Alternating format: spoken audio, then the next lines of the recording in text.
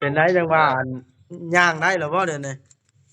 ย่างได้ในแล้วไปก็ย่างเอาลูกก็ย่างได้เลยนี่ฮอกกึดจับไปได้ย่างได้โอ้แต่ค่อยลูกดีใจนำแหล้วสนักค่อยแล้วยังเข้าสโลมอยู่ขนาดนี้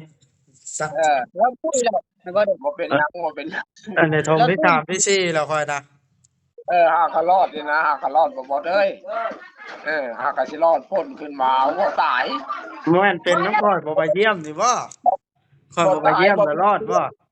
อีกบาทนี่รับประกันพี่น้องไอ้ท่านหมอนี่เพิ่นก็ลูกย่างได้แล้วพี่น้องเอ้ยบ่ว่าสิให้เบิ่งเนาะ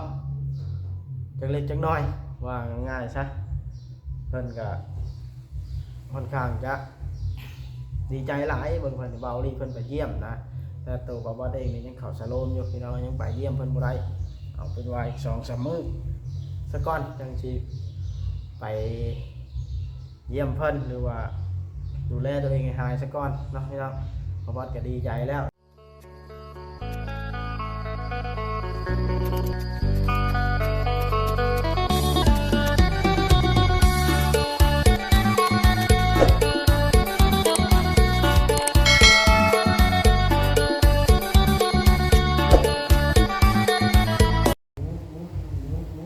พี่น้องเอ้ย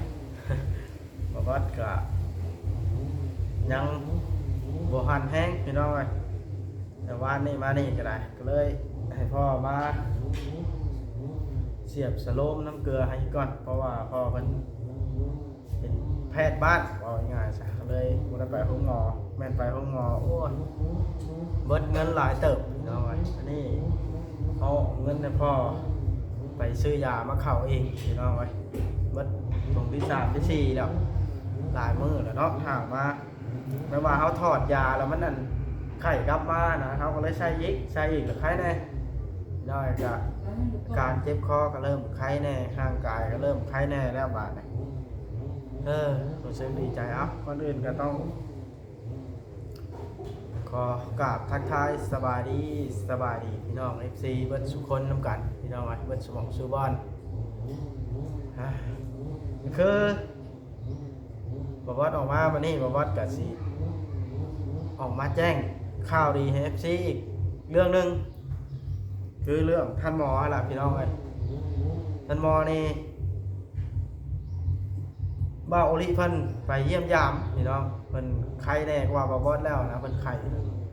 เพิ่นละโทรมาว่าท่านหมอนะลุกเองได้แล้ว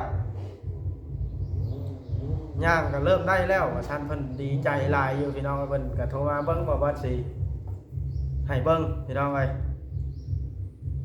ว่า มันดีใจช่ำใดเนาะเพราะว่าก็สิได้เอาภาพที่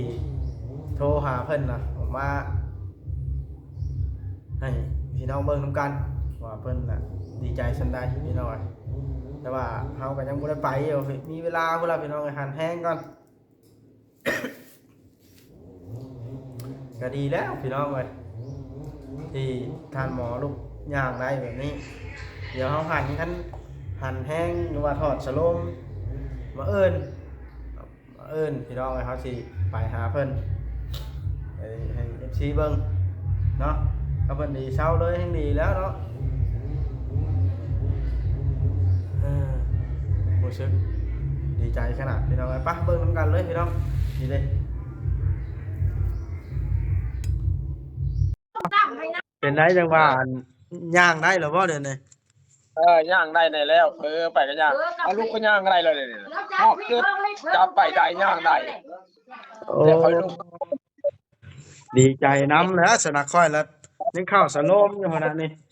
สักแล้วพูดแล้วมันก็บ่เป็นหยังบ่เป็นหยังอันในทงที่3ที่4แล้วค่อยนะหากเขารอดนี่นะหากเขารอดบ่เอ้ยหากเขาสิรอดพ้นขึ้นมาบ่ตายบ่แม่นเป็นน้ำค่อยบ่ไปเยี่ยมนี่บ่ค่อยบ่ไปเยี่ยมแล้วรอดบ่อีกบาทนี่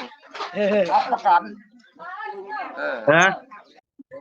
บ่เป็นเป้บ่เป็นรอยเองมีแต่สิย่างอย่างเดียวอันนี้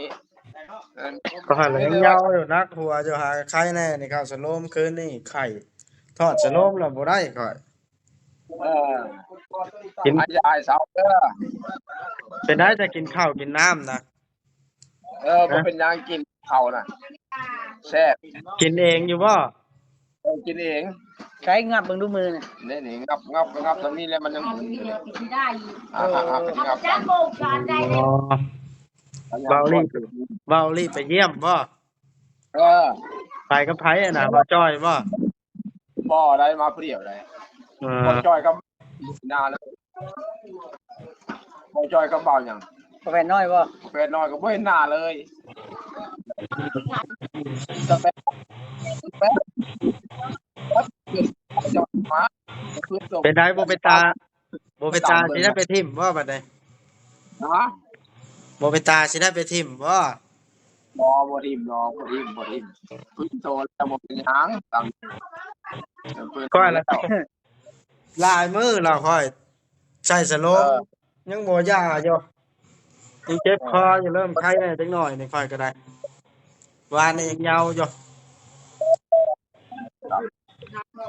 บ่รอดโอเคดีใจบัดนี้ ดีใจบ่เป็นหยัง โอเคเป็นจังไดพี่น้อง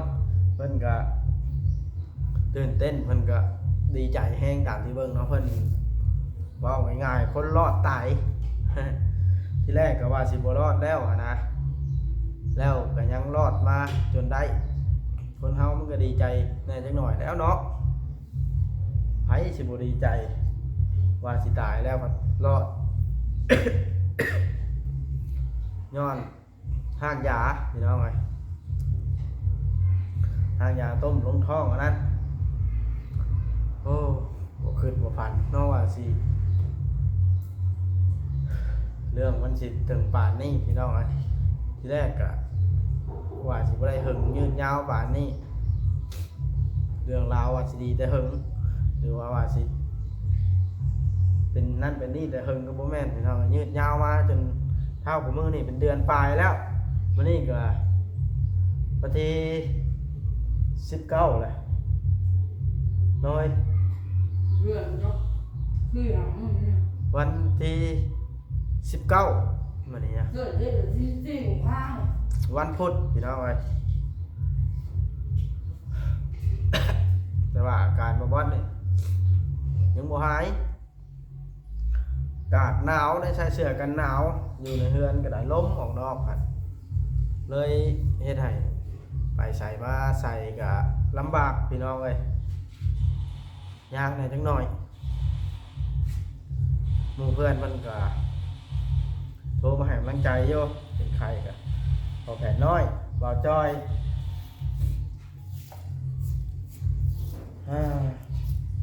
มาเห็นข้าวดึงพี่น้องเอ้ยสายบุญช่วงนี้ต้องระมัดระวังเห็นข้าวบ้าวจิตพี่น้องเอ้ยรถเขาก็เอารถเพิ่นมุ่นเบิดอันนั้นก็ได้แหงหนาลำบากอันนั้นก็ได้แหงรถใหญ่เน้องพี่น้อง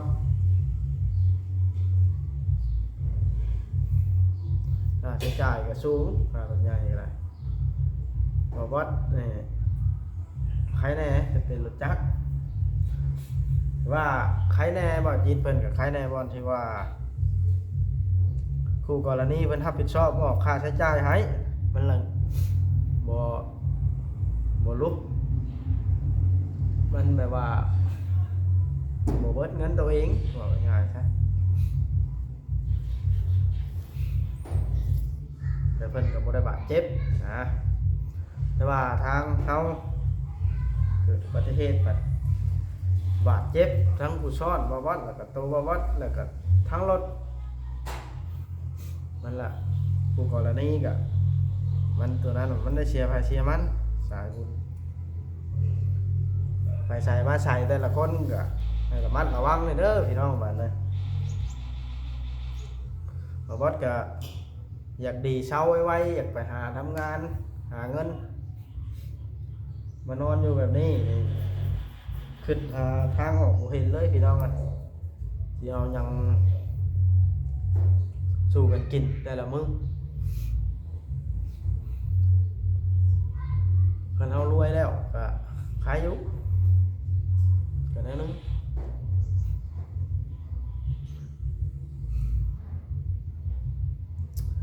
แต่ว่าเฮาก็ดีใจเรื่องหนึงดีใจเรื่องที่ว่าเริ่มชีวิตโทษแล้วพี่น้องไอ้วิทโทษน้ำบอลที่ว่าท่านหมอนี่ลาวบ่ตายโรคอิหยังแทรกซ้อนต่างๆนานาของลาวก็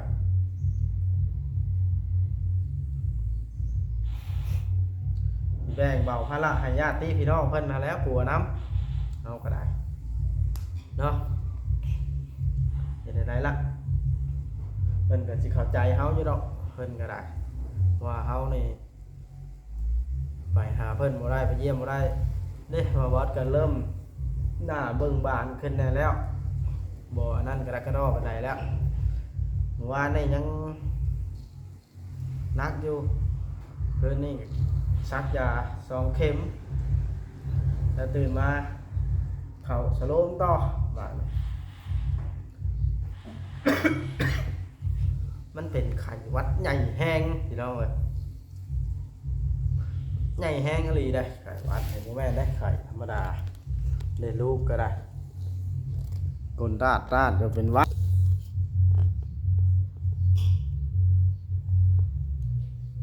บ่สำบายหลายมื้อแล้วลูกก็ได้พี่น้องเอ้ยนี่คือกลัวอยู่กับพ่อให้ติดไอ้ตอนหน้าบ่ได้ติดเท่าแต่อ้ายมันนั่งกินข้าวอยู่อ้ายครับบ่ติดไข่มันกินข้าวครับทอดไข่ว่ะพี่น้องเอ้ยก็สิบ่ขอเว้ายืดยาวออกมาแจ้ง FC ได้ทราบแล้วเนาะเรื่องท่านหมอก็ได้ว่าเพิ่นดีฮอดขั้นนั้นแล้วพี่น้องเอ้ยลูกเองได้แล้วเป็นน้ำบ่วัดบ่ไปเยี่ยมเรานี่บ่เราจังลูกได้เนาะพี่น้อง บ่วัดบ่าบ่ได้ไป3 มื้อแล้วเด้นี่ไปข้าวบ่วัดไข่มานี่3-4 มื้อละพี่น้องเอ้ยเพิ่นก็เลยลุกสบายบาดนี่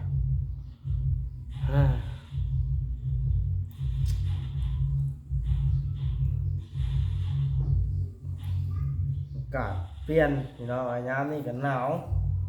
สายบุญเฮายูทูบเบอร์ลาวเฮาก็ไปใส่มาใส่ก็ให้ระวังเด้อรวมทั้ง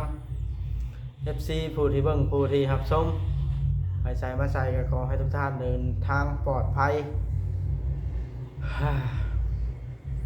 วัดก็ให้พรบ่เก่งบ่ได้ใดๆก็อยู่ดีมีแฮงละสรุปแล้วก็เนาะคลิปนี้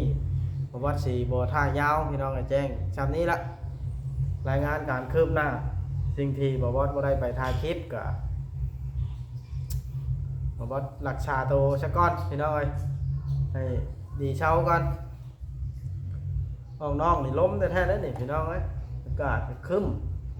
อยู่ทางใดแน่ฝนตกเด้อนี่ครึ้มยามนี่หนาวยามนี่เสียงคนเปิดตู้ก็มีเอาผัวเอาเมียในบ้านนี่ก็บ่ได้ไปน้ำหมู่ดอกไปบ่ได้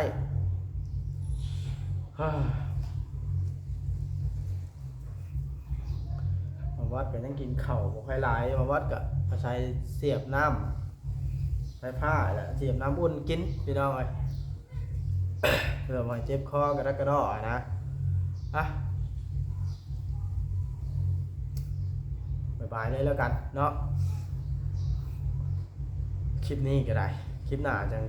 เจอกันไหมหรือว่าดีเช้ามาวัดก็ได้รถจักรก็เพิ่นโทรนัดแล้วรถจักรมาวัดก็ได้ดีไข่ก่อนมาอื่นก่อนพี่น้องหรือว่ามื้อใดก็ได้สิออกไปเบิ่งวันนี้ขอหยุดก่อนในใดก็ได้ปรับพื้นตัวเองนะโอเคพี่น้องขอกล่าวคำว่าสบายดีเด้อคลิปหน้าจะพอกันใหม่เนาะบ๊ายบายเป็นกำลังใจให้เด้อทุกท่าน